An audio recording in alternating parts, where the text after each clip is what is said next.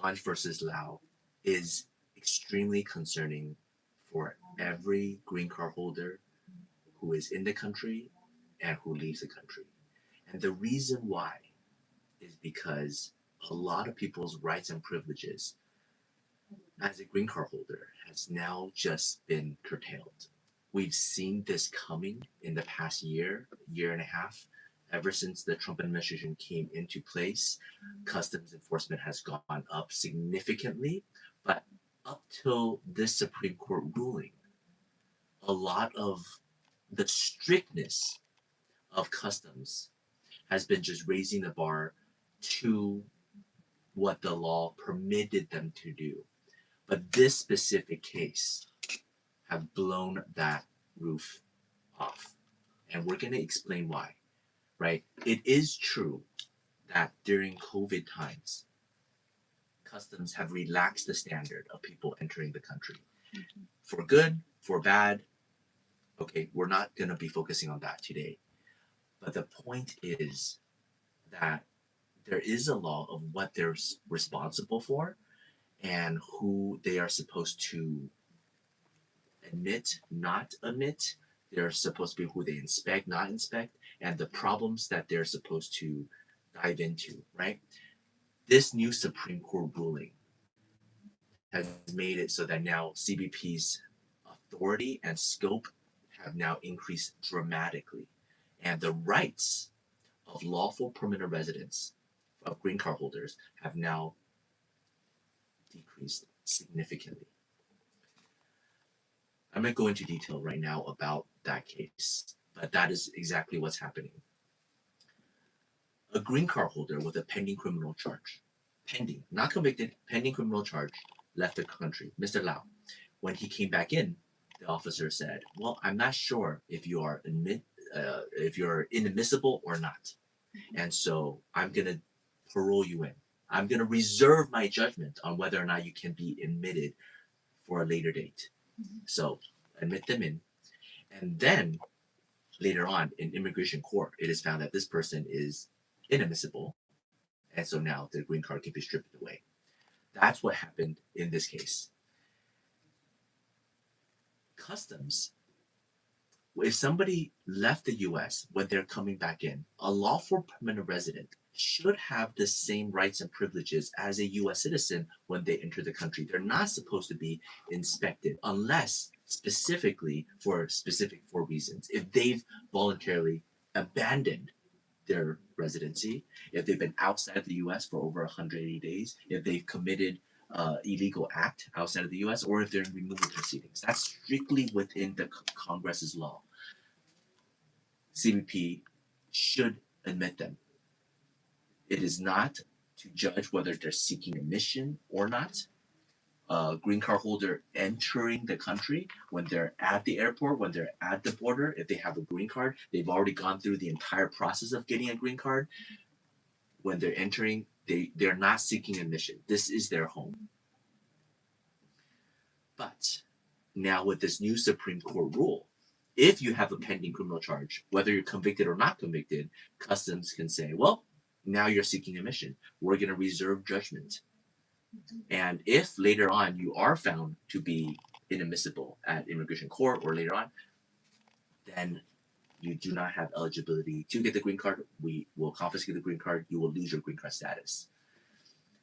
Is that right? Is that wrong? This is what the Supreme Court have ruled. The most interesting thing is when you're reading through the entire opinion, right here, we have the entire opinion. I mean, if you go to the dissenting opinions, right, it's so clearly written out that Congress's intent for this law is for customs not to be admitting or inspecting green card holders when they're entering, but based on the logic and the judgment, now basically every customs officer, when they see somebody,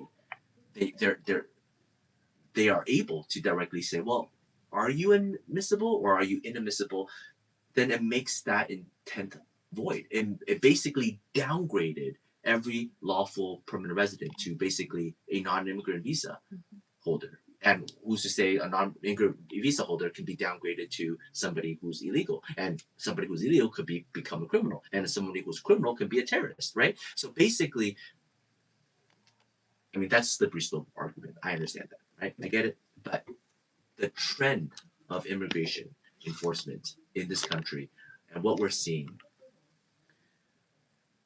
customs authority have now been expanded, ICE's authority have been expanded, and now the Supreme Court has given them the go ahead. The thing that I see and I'm afraid of is that this will get even more conflicted, right?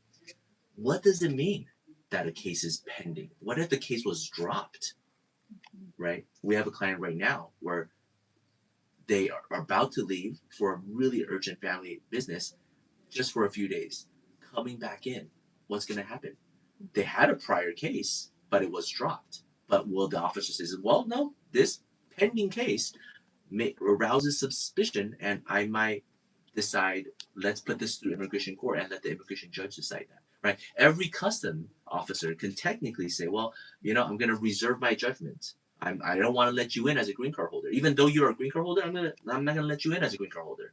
I'll parole you in. You can explain your case to immigration judge, and if immigration judge approves you, then I'll approve you. Now, the immigration backlog and the courts is already several million cases with only 600 immigration judges. This is going to clog up the system more. Does that mean every single green card holder who had a prior, incident with the law, now when they leave and they come back, they can't? So, what about the airports? Right, secondary inspection at the airports. Yeah. So can be a lot more. At secondary, if anybody has complains about the inspection at the airports, you wait the 1 hour, 2 hours before you get, they see your passport and they review things. If you think that's annoying, once the officer takes your passport and your green card and sends you over to secondary, that's another hour and a half to 2 hours, depending on certain airports, right? And that becomes an every single time thing. So this is something that we're definitely seeing, and it's evolving as we speak. Joseph, can I have you unlock this phone again? Okay. Yeah, it's there. Okay. Okay. We do have one question. Yeah. How long, in your experience, do they take for emergency stay hearings for the First Circuit? This is about the 100,000 H-1B fee. Right. I have no idea. Right. We're in the Ninth Circuit. We don't do removal defense. We also don't do federal litigation. So there's so many reasons why I don't have any data point on that. I feel like ChatGPT will probably have a far better data point on it than I do. Yeah. So, Gabby, I want to talk a little bit about more this case because for a lot of people who don't know, Gabby and I, we work on a lot of the Mexico entry cases. In the past 5 years at least, we've done probably over 300 400 of these cases where I would go to the border. I would accompany clients to talk to customs officer about these specific issues and then bringing them back in. Gabby would be able to translate. Gabby will be on call, but Gabby's coordinating all the travels for the clients because a lot of clients have never been to Mexico before. They're really concerned. So Gabby's really involved with all of these cases, right? Her and her team, right? Not just her, but Giselle, Margaret, Liz, Miriam, just the entire Spanish department. Everybody's focused on this. And we've done several cases with people who have criminal records. We've had people who have warrants, right? And you think, oh, there's a warrant out against a green card holder. They must be a terrible person. No. Somebody left the U.S. They had a traffic ticket that didn't pay for. They didn't know about because it was mailed to the wrong address. The traffic ticket didn't go pay, and then it all automatically becomes a warrant. When they're seeking admission, luckily they contacted us so that we can go and try to see if they can come in. When we contacted them, the officer says, "Hey, there's a warrant out against them." And they're like, "Oh, snaps! Let's get that taken care of first." And then we contact the attorney, get that taken care of. Everything is paid off. Everything is scheduled. Then when we show up, then the customs says, "Well, I still need to double check." So they call the sheriff, and then they say everything is taken care of. We're not going to send people to pick him up. I said we're not going to pick him up. Then they're able to enter, right? So we help people who have had warrants, who have had criminal records, and people who have civil records. Because a lot of times people leave the U.S. and they get stuck abroad and they can't come back, right? And it's because of legal reasons. And now they're finally able to come back. And we are always seeking admission because a lot of times they're out of the U.S. for way over 180 days. Sometimes they're over 9 years out of the U.S. because they've been hospitalized, or they've been, in a lot of this different situations, right? But this again makes it so that even more customs officer can have free discretion to directly ask people to abandon their green card, or to with the 407, or to parole them in, like what we saw in this case, and then go through immigration court. And that is an extremely painful process, and it pretty much makes Congress's law void, right? So now, if somebody gets a green card, anytime they try to come back in, it's up to the officer's discretion, Mm-hmm. right? Yeah. And in practice, I think, when you have this type of cases, you have to write out those long attorney briefs to explain the situation, to explain the client's background, to show up and then, talk to the officer and re explain everything. But I think the legwork, the back work is what makes this case successful. The strategy behind everything, like you contacting the other lawyer to get the warrant resolved, and then preparing everything to explain, it was a mistake. Like, it's not intentional. Like, the client just didn't dismiss the ticket and just thought, I'm not going to pay it, I don't care, because it was mailed to the wrong address. So I think it's important to explain that there is a lot of work that goes into presenting these cases. And for paralegals, like, we have to, like, in detail, like, review everything with you, explain everything to the government, write it out, and then finally get ready to present. So nowadays, with this new court ruling, people are gonna have to be ready to explain, right? Yeah. At the airport, Yeah. at anywhere. So, I mean, if you have a criminal record, or even if you have a civil record, and if you don't know, have somebody do a detailed background check, to kind of confirm exactly what you have in your record, right? So we use LexisNexis. We run background checks all the time for people for different reasons, and if the government reviews your situation and see there's prior judgments against you, there's prior arrests, there's been convictions, or cases have been dropped or dismissed, customs officer working for the federal government, they can go back and review your case. Now, in the past 2 years, people who've had drug offenses and who've been okay for the past 20 years, but once they come into the US, they get detained. That was actually written out in the mandatory detention CBP Customs list. So Customs was just enforcing it. So you can't even really blame them. You can blame the executive department, saying, like, I've been traveling for 10, 20 years. I've been okay, but somehow this new administration comes in, and then now I get detained, and now I'm in immigration court. That's the priority of different administrations. What we saw just 2 days ago with the Supreme Court ruling is actually far greater than that. It's not just an administration saying enforce it so that you're to be strict.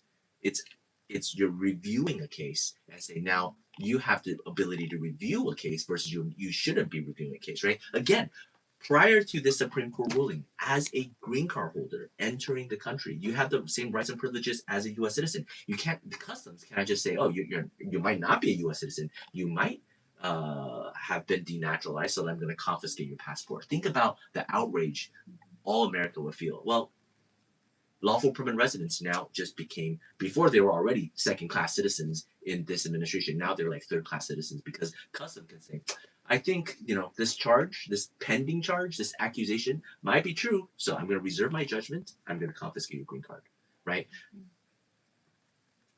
Customs were not supposed to inspect for admission, right? National security threat, that's fair. Nobody complained about that. But just any single criminal record that is pending.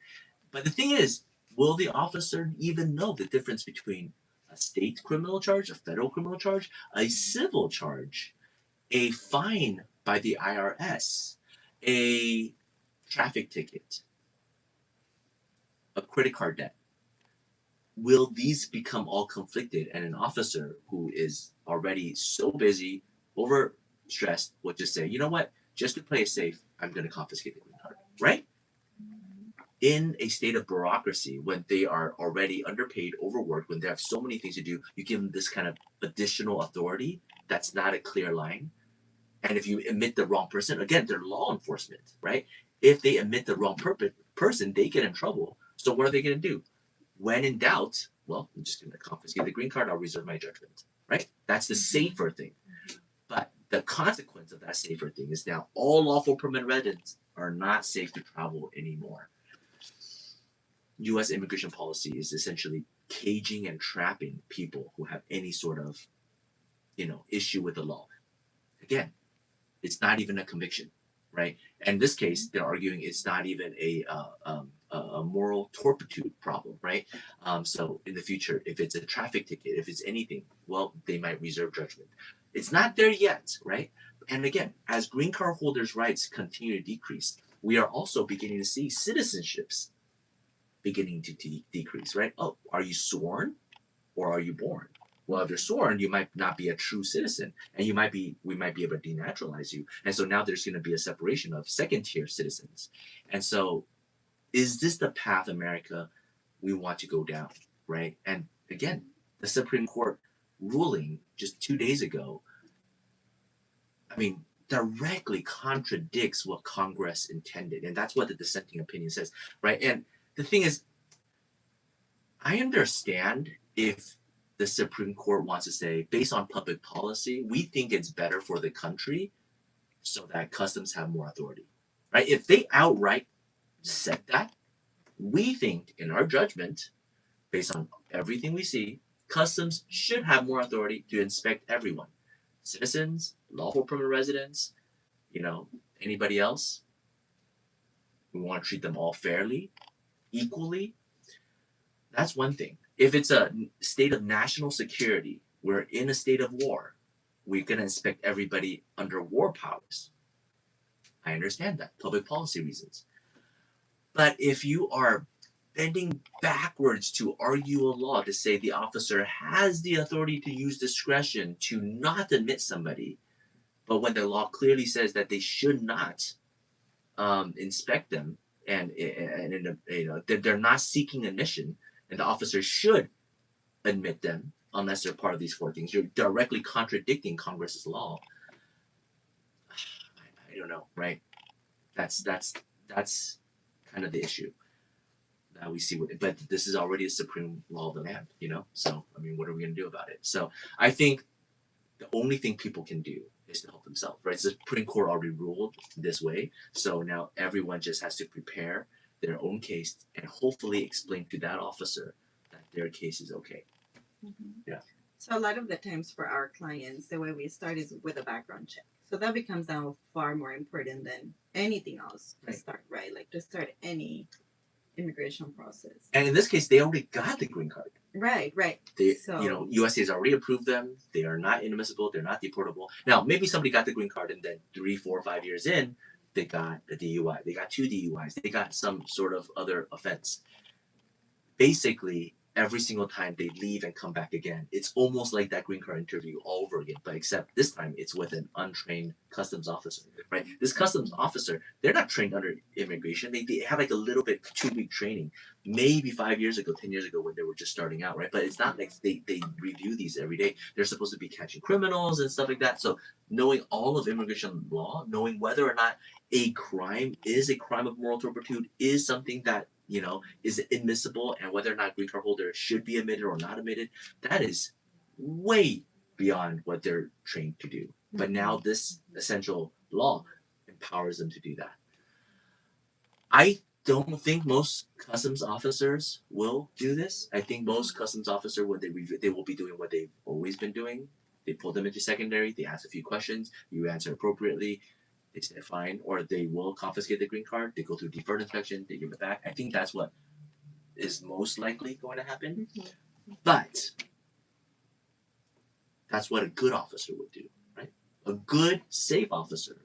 All right, you know what? I really don't know. I want to help you out. Let me take this green card. Just bring back the judgment. If it's what you said, we'll give it back, right? We're not going to deport you. We're not going to cancel the green card. But this is the law. I just want to double check. I want to be safe for my job. A good officer would do that. right. I'm not worried about the good officers. It's a little inconvenient, but the law is the law. The officer wants to be safe. I get that. I understand that. Mhm. What are we gonna do about the bad officers? The bad officers who see something and because they don't like you, because of the prejudice, because of their error in judgment, now they want to come up with an excuse to justify their action. They just say, I'm gonna confiscate the green card, I'm gonna refer you, I'm gonna give you NTA, I'm gonna refer you to immigration court. Are there bad officers? Absolutely. Even customs officer, when we meet with them, this is of course there's bad apples everywhere, right? And again, we understand that. So, but our policy as a country, as different agencies, should be to empower good officers to do the right thing and to eliminate as much as possible bad officers' decisions. This Supreme Court ruling, this public policy, I don't think helps. I, I just don't think it helps, right? Um, Again, the situation, intended consequence or unintended consequence, right? I'm not gonna speak for the justices, but the reality is now green card holders who have any issues with the law, when they leave the country, when they come back in, it's going to be a lot more frightful for them. It's a lot more burden on the customs officer, on the immigration court, on deferred inspection, and it made something that was relatively easy in the past now completely blurry. And so, is that what is good for the country or not? You know? And so, this is another instance in which people are now trapped in the US who cannot travel, right? Yeah, just thinking about, the different demographic, different type of clients that we deal with. I think everyone just feels now the pressure of having to uphold to this like really high standard in order to be able to get an immigration benefit. Yeah. It's not like before, Yeah. like where you, okay, I'm gonna give it a try. I think you meet all the eligibility criteria, but now there is this like higher standard. Mhm. With that, like people are more intimidated. Mhm. Like now you have a green card before. Okay, you get a green card, you're alive, you come out of the shadows, Mhm. now can get a good job, now can go work for the government, you can join the military, you can do a lot of things. Yep. But now it seems like it's no longer that way. Now it's even if Right. you have a green card, even if you have a good job, even if you have family, you have U.S. citizen spouse and kids, you have one small issue, One small blemish. leave and come back in might be a big problem, right? And then what if it was something that happened when you were really young, when you were like 18 years old, when you're not really thinking about, what happens in 20 years when I have children and a Mhm. family and a good, stable job, Right. when I become a professional. Now it's like, okay, everybody's the same. Right. Whether it happened when you were 18 or Mhm. whether it happened yesterday. Yeah.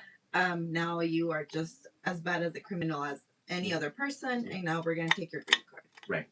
And again, I'm not worried about the good officers. I trust the good officers will do the right thing. I think it's the bad officers that now have a justification. And before, it's already incredibly hard to reverse a customs officer's decision. Now, even harder, right? And people have to be dragged through this additional pain. We are definitely having technical difficulties. So sorry for everybody who's on TikTok.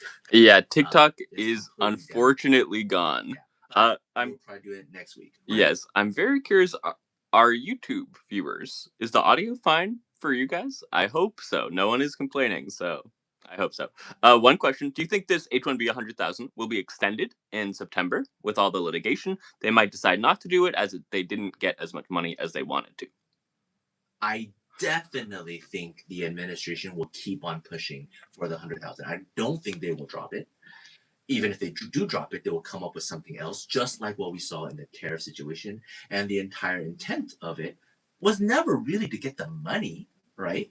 The whole point was to create chaos in the H-1B space to deter fraud, which they successfully did, right? Because again, H-1B is a lottery because there's a cap and there's a certain amount that people can apply for, and they've reached that gap, right? So they're prioritizing people who are in the U.S. doing change of status. They're prioritizing international students who are doing the H-1B, right? Not for the other foreign workers who got their university degree from doing a 3-year college or paid a lot cheaper tuition in Europe or Canada or anywhere else. They prioritize basically U.S. educated college and graduate students who do the H-1B for the tech workers, right? And so this entire push causing chaos in the H-1B but prioritizing the right people, the news, the memo completely did what it intended to do.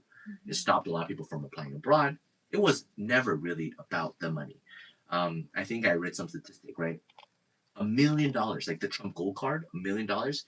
If somebody did donate that to the Treasury, it's like a second of interest for compared for our trillions of debt, right? So 100,000 for the agency fees, probably negligible, but the effect of deterrence and the reward of the people who are here, I think that has been the main thing. So even if the litigation continues to the government, it's just saying, well, let's battle out. What we'll decide what the court says, and if the court denies it, we'll just appeal it, and basically, it's the agenda of the lobbyists and the administration. I think that's my read. Again, that's a pure political take. I could be completely wrong, but that's my take. So of course they're gonna continue to push forward. What do you think, Gabby? Not speculating about the 100,000 fee necessarily, because I know you don't deal with H-1B, but I am curious to see if this kind of like chilling effect or this kind of chaos, if you see it on the family side too. Yeah, again, like everyone is just intimidated. Something that before seemed like it was a legal process that you are entitled to, that you just need to meet the eligibility criteria, now becomes this intimidating monster that can come after you, and instead of solving your problem, can actually get you deported. Right. You know what I mean? So it's like nowadays, if your application gets denied, then you get a notice to Yeah. appear, then you go to court, then you may lose the 30 years that you have been living here, building your future, your children, your family, your career. And do you really want to risk that? Yeah. Is it worth taking the risk? Yeah. Right? Like nowadays, it's no longer, okay, let's just pay a fee, let's just go through the process, everything is going to go smoothly. Now it's like, okay, what if the unexpected happens? Yeah. Then what? Yeah.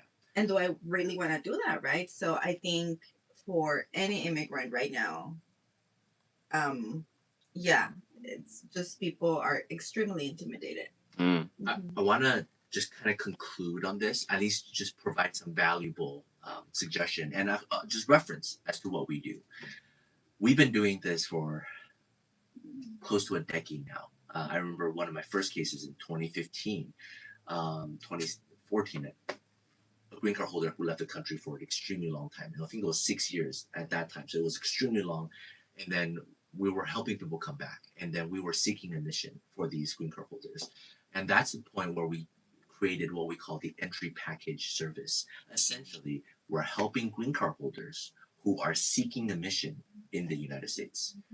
Just like a brand new application for a green card, we basically do it, but doing it with customs. So that's what we call the entry package. We are presenting, the green card holder is presenting themselves and this package to show that they are admissible. With this new Supreme Court ruling, it essentially says customs officers, even if they're green card holders, as long as they have this, suspicion of criminal violation, then they can be seeking admission. And so we're recommending anybody who is concerned to prepare this entry package. What is in this entry package? Well, I want to share that so everybody can actually at least help themselves, right? The first thing is to show why and how you got the green card and why you're admissible now, and that there are no reasons why you are not inadmissible. I know that's a double negative, right?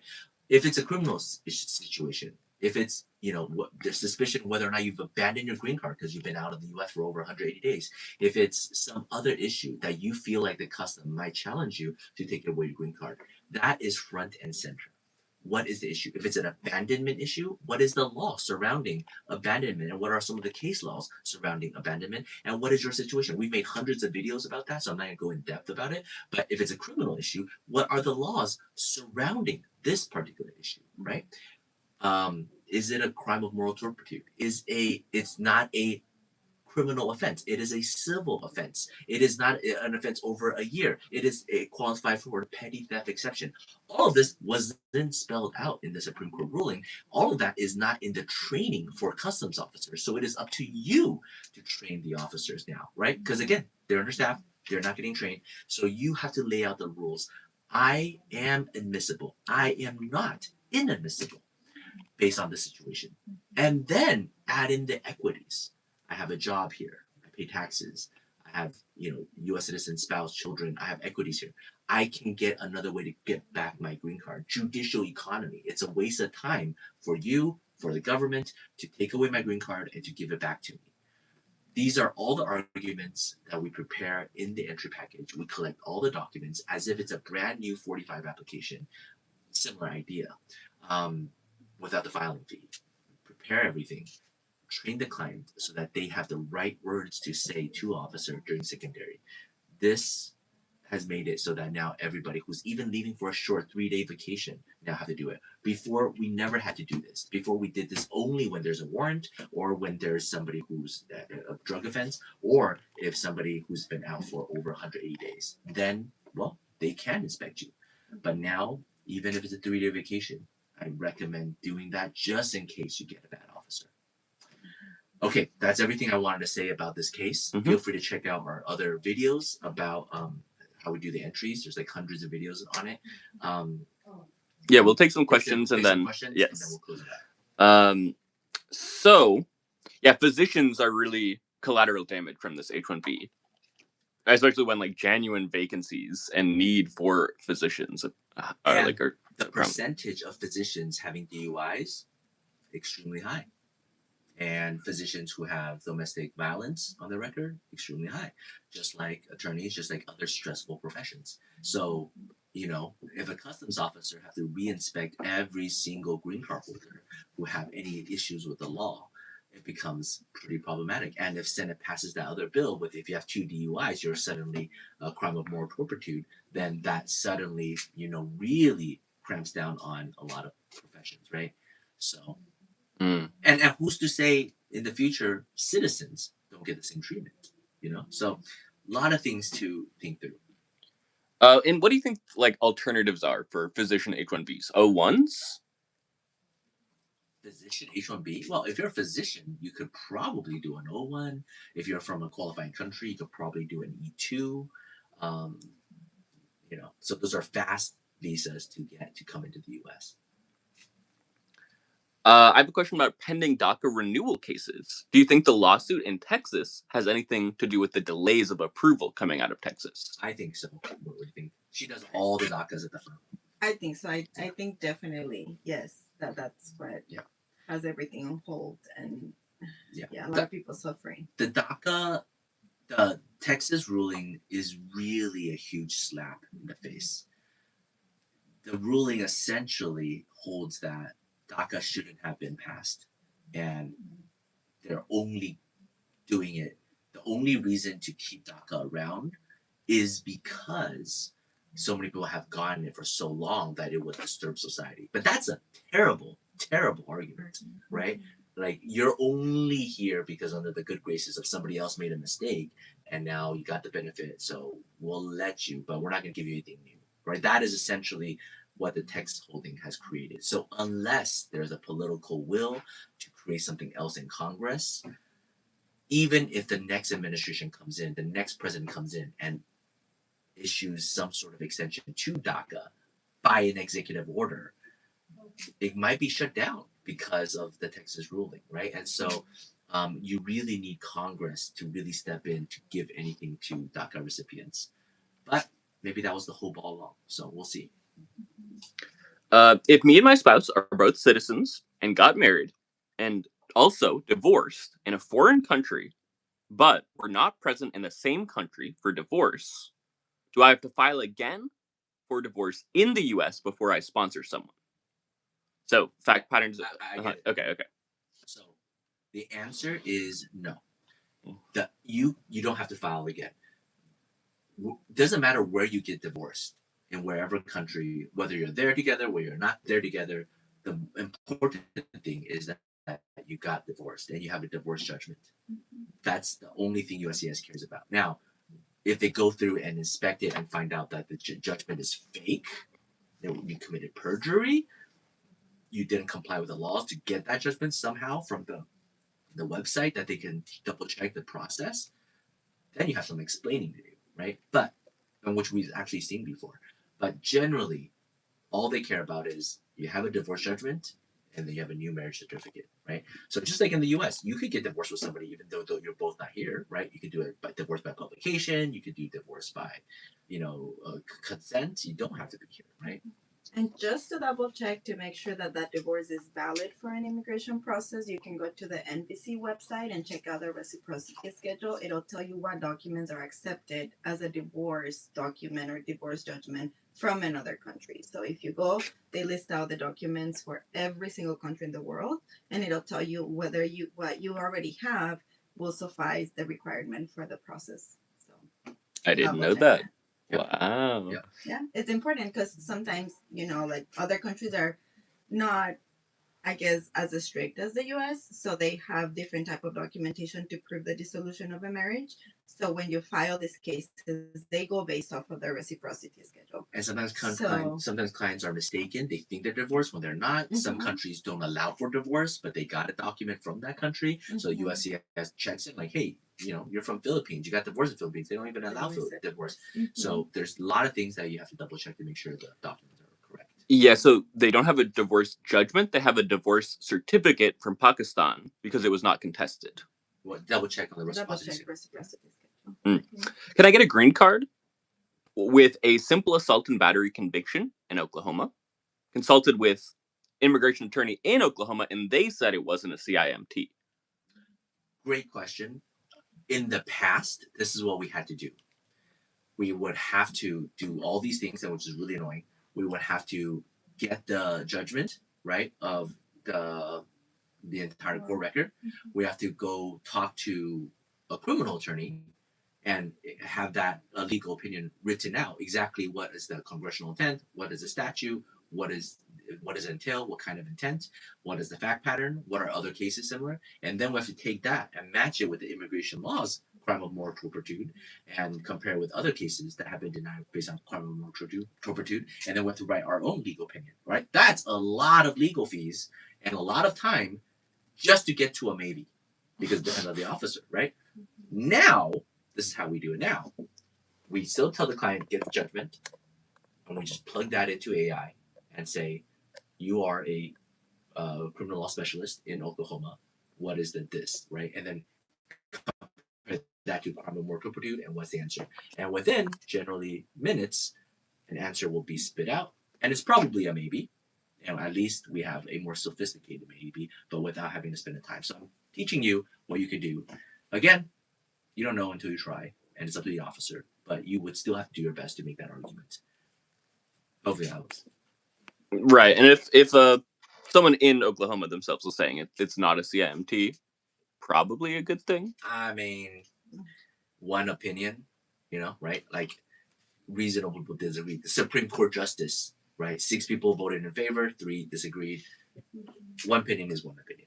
But that's why I'm telling you, don't base it off of one person's opinion. Don't base it off of my opinion. Study the law. Use ChatGPT, use different things to help you understand the law better, and you make it, because you're gonna be the one making the argument in front of the immigration officer, right? So they won't know either. I mean, so you have to know it. You have to explain it to the officer. Maybe you have an attorney present that can help explain to the officer or explain it to their supervisor. But that's what's gonna have to happen. Right, and I think we have some videos on CIMT too, because from what I understand, it's county dependent too, right? Where like, right, So super specific. That's why AI is so amazing. Based on what you said in the beginning, do you think they want to try and find any reason to remove immigrants? Is that too kind of sensationalized to say? Too sensational. Yeah. I mean, these are officers. They have a job to do. They didn't sign up to be a customs officer to try to deport everybody who's getting off the plane, right, or entering. They're trying to catch criminals. They're trying to catch people who are in the mafia. They're trying to catch, sex traffickers. They're trying to catch, people who are, there's cool things that they want to go home to tell their friends and spouses. Somebody who's a green card holder for 20 plus years, who have kids, who are U.S. citizens, and who have a simple DUI. Nobody wants to be a villain. Everybody thinks they're a hero, right? I think we could agree that that's generally true, unless you're the Joker. Generally, everybody thinks they're a hero. The problem is if you have a system that is broken in the sense of it rewards bad behavior. And in this case, the bad behavior is, what if it's an officer who's new, who doesn't know what he's doing, reviews a case, and accidentally, pulls that and shouldn't have put the client in this place of seeking admission. And now they're coming up with reasons to justify their incorrect action. Now there's a law that justifies that, right? So that is the problem. I don't believe there are that many bad officers. I hope there are good officers. I work with a lot of good officers. The administration is strict. It's getting stricter. That's public policy. I can't argue against that. That is where our government is. That is where the state of global affairs is. I'm pissed off at the Supreme Court judgment in trying to say, congressional intent allows CBP to do that. When from the clear reading of it, I don't think they have it. And the public policy and the unintended consequence is that, again, these bad things will happen. So it's one of those situations where I'm reading it, it's like, this is kind of like, separate but equal, right? Situation where it's like, okay, because, logic is bad. I feel like there's a problem there. But it's the highest rule. It's the highest all the land. So we're sort of stuck right now. What's your take on this, Gabby? I'm just thinking back to the first Trump administration term versus the second. Yeah. And just wondering what's going to happen with the next administration. Mm. So it was Trump. It was hard. Public charge was implemented. Biden came in, kind of like things went back to sort of what was Obama era. And then now we're back Trump era, and everything is extremely difficult. Just thinking in my head, like, okay, what are the next 6 years going to look like? Yeah. Like what how is that going to affect even like future applicants? Right. Is the Supreme Court is still going to uphold to these decisions? I mean, it is a decision, so it's already, recorded, but how is it going to change with new administrations and new presidents?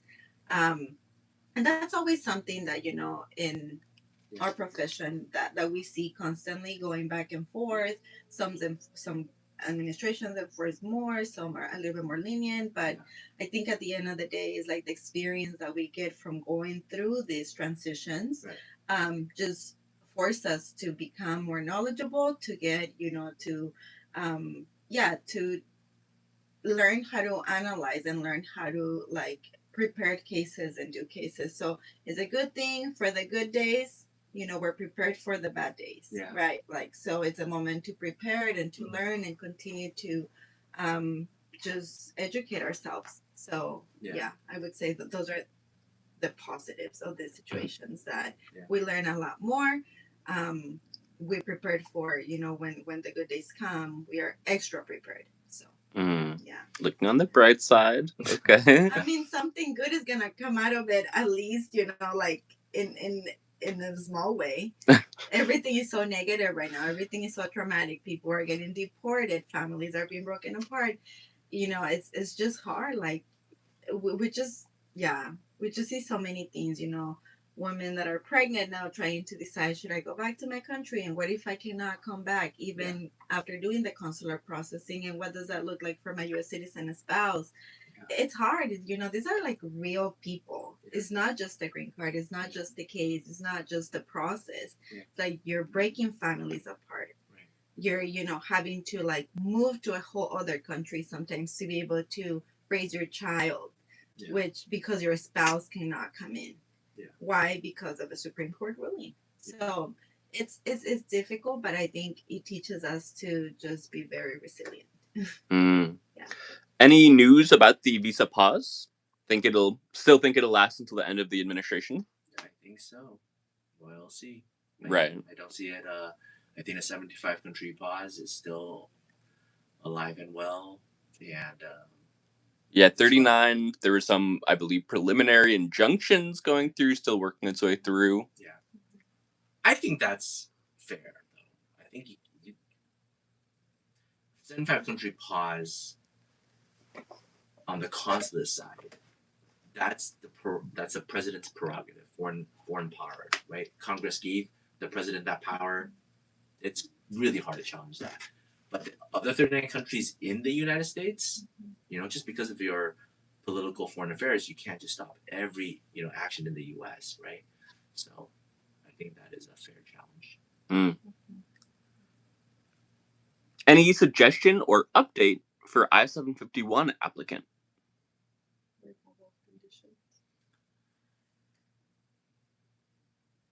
What are we seeing recently? So a lot more interviews before we would get approvals like now. Yeah. No, we got it prepared for most likely an interview, which did not happen in the past. And Stokes interviews, like here's something that I learned at the conference, and I'll share it here again. This is how some of the officers are trained. Look into your own life, your marriage, or your friend's marriage, or your parents' marriage. Think through the reality and the conflict and what they know, and for example, something that they fought over that particular weekend or that week.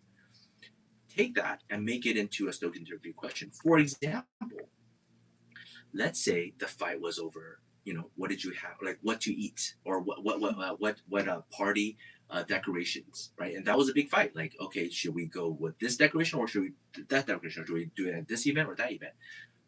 Ask that.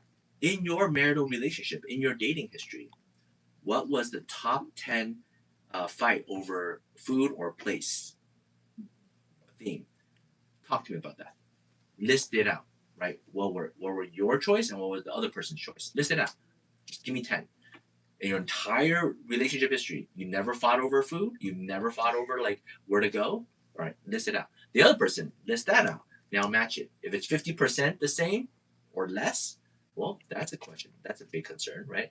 And usually if it's a fake marriage, it's probably hard to even get, 10%, right? And there's no standard in training because every officer is just looking at their own particular history. What happened that weekend? What happened just recently, right?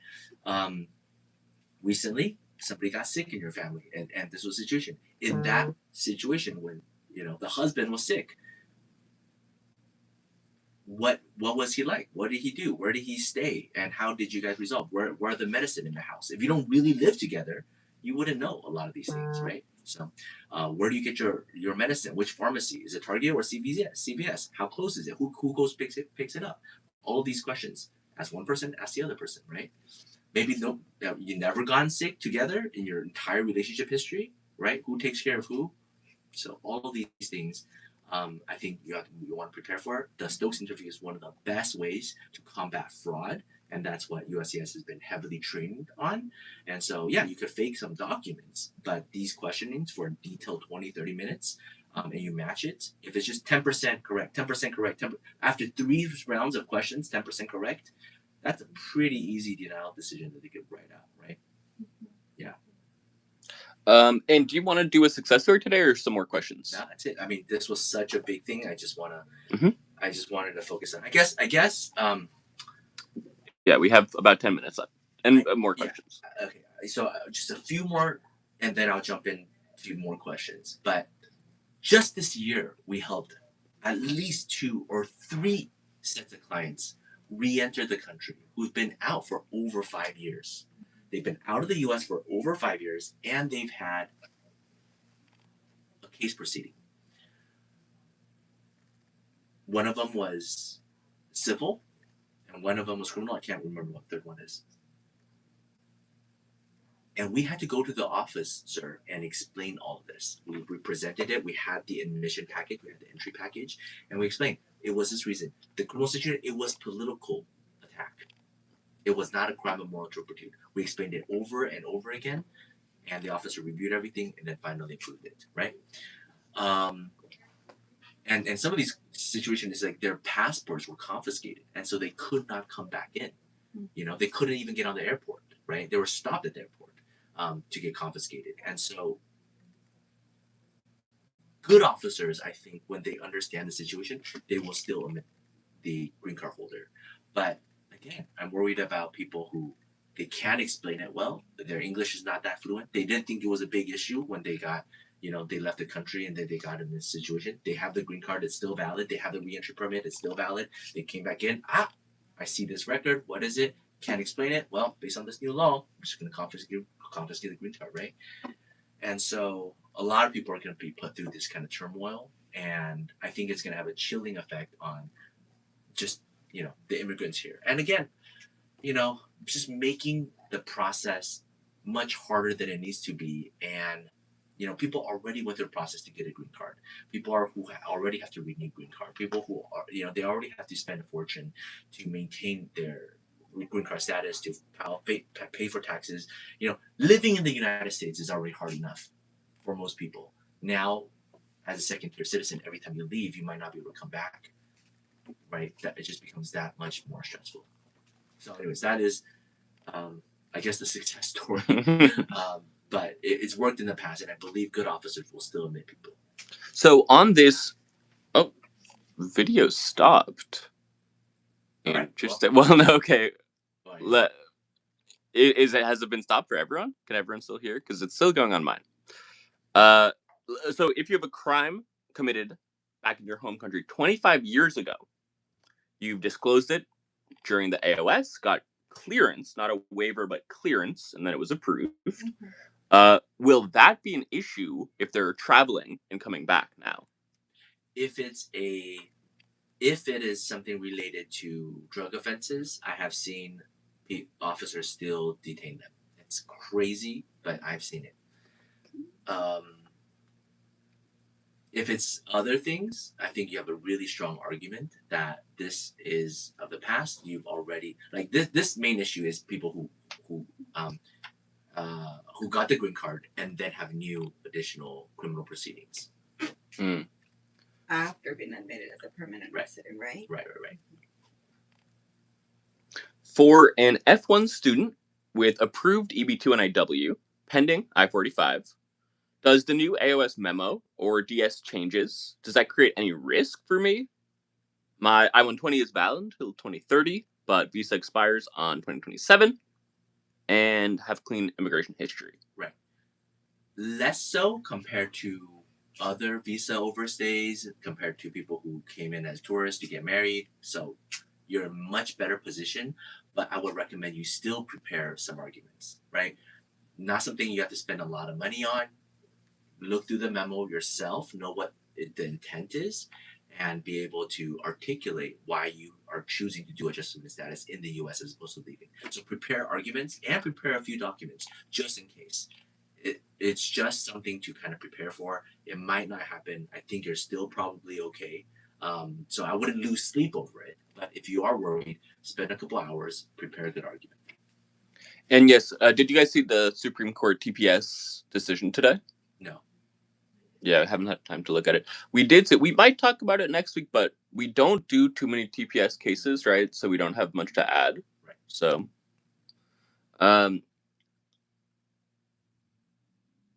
okay. So you don't think this will be an issue when they renew and travel the crime 25 years ago? It depends on what it is, but if you've already got the clearance from 25 years ago, right? So you've already got the green card, you've got it for a long time. And here's something, I think the judicial economy will help you a lot, right? Judicial economy, look into 42A, cancellation or removal. Essentially, it's the argument, well, even if you take away my green card, I'm going to get it right back from the court. And so this is a waste of your time, waste of the judge's time, waste of my time, waste of taxpayer money. So that's why if you have that strong of an argument, this thing happened before you got the green card, it was already approved, I don't think it's going to be a problem.